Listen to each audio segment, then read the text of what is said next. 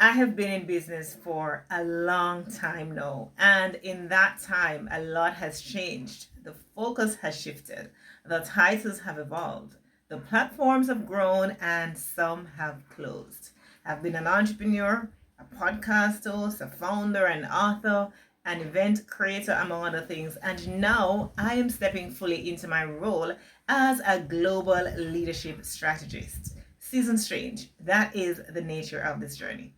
But there is one thing that hasn't changed. Not through any of it. Not through the exciting seasons or the uncertain ones. Not through the open doors or the closed ones. Not through the growth or the quiet. My faith in God. And that is what I want to talk about today. Not because it is usually what I lead with, it is not, but because I think the women watching this deserve to know what has actually been holding me through every season I have walked through. My seasons have shifted, but my anchor has not. Let me give you a picture of what I mean. There was a season of Patwa Apparel, building a fashion brand rooted in Jamaican culture and identity, pouring everything into a vision that was about pride, heritage, and purpose. Then there was a season of the entrepreneurial you, 400 plus episodes, conversations with Richard Branson, Lisa Nichols, and some of the most extraordinary minds in the world, building a platform that gave entrepreneurs and leaders a seat at the table of global conversations.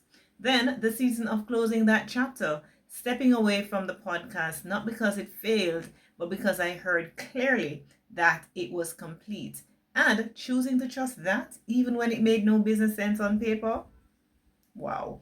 Then LeadHerShip, Grace to Grow, She Leads, LeaderCast, and now this, a global leadership strategy standing in the fullest expression of everything those seasons were building toward.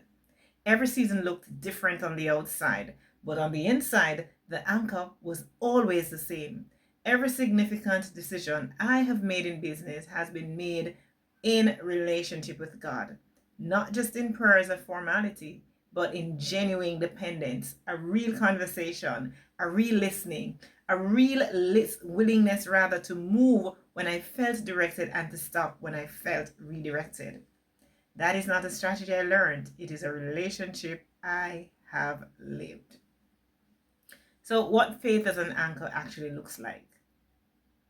I want to be honest about what this looks like in practice, because I think sometimes faith gets painted as this passive wait and see thing, and that has not been my experience at all. For me, faith as an anchor is active. It is intentional. It requires showing up to the quiet as consistently as I show up to the work. It looks like not making major moves without prayer, even if it's just a tiny one. Not because I'm paralyzed by indecision, but because I've learned over many years and many seasons that my best thinking is always better when it has been surrendered first.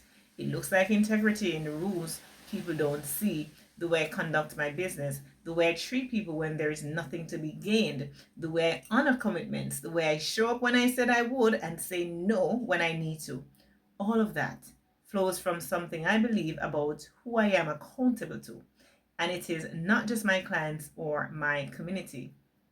It looks like peace in the uncertainty. And then there has been uncertainty. There have been seasons where I did not know what was next, where was the provision was not yet visible, where the vision was clear but the path was not. And what held me in those seasons was not a strategy. It was a settled knowing that I was not doing this alone. This is what an anchor does. It does not stop the waves, it holds you through them. The sabbatical, asking God what comes next. Last December, I took my second annual month-long sabbatical. I want to tell you about that because it is one of the clearest pictures I can give you of what faith as an anchor looks like in my life. I did not take a sabbatical because I was burnt out. I took it because I have learned that the clarity I need does not come from doing more, it comes from stopping. from getting quiet, from creating the kind of stillness where you can actually hear. I went into December with real questions, honest ones. God, what does this next chapter look like? What am I building and why? What do you need, or what do you want me to carry into 2026, and what do I need to lay down? Those are not questions you can answer in a strategy session. They require a different kind of space. So I unplugged fully. No social media, not a lot of obligations. Yes, I just did a few things, but it was mainly me and quiet, and the trust that if I got still enough, I would hear. What did I hear in the silence? So what came back was not a business plan. It was clarity. Clarity about leadership, that the vision I have been holding in is smaller than what it is meant to become. That there are women I have not yet reached who need exactly what this experience offers. Clarity about grace to grow my social enterprise, the work that I do that has nothing to do with revenue and everything to do with calling. The free mentorship and training for women who need it most. I heard clarity that this work is not a footnote in my story. It is a heartbeat of it. Clarity about this role, global leadership strategist. That the seasons I have walked through were not random. They were preparation. Every platform, every interview, every event, every pivot, all of it was building something I'm only now stepping fully into. And clarity about how I want to lead in this season, with even more integrity, even more intention, and an even greater willingness to be honest about the source of everything I have. That is what the sabbatical gave me. Not because I'm special, because I am, of course, but because I stopped long enough to ask, and I trust a God who answers. What this means for the leader you are becoming. I'm sharing all of this today because I believe it matters, not just as my story, but as a principle that I think every leader needs to hear. You are going to go through seasons. Your focus will shift, your title may change, the platforms you build may evolve or close. The business you are in today may look completely different in 5 years, and that is okay. What you need, what will hold you through all of it, is an anchor. Something beneath the strategy. Something that does not move when the market shifts, or the algorithm changes, or the thing you built stops working the way it used to. For me, that anchor is my faith in God.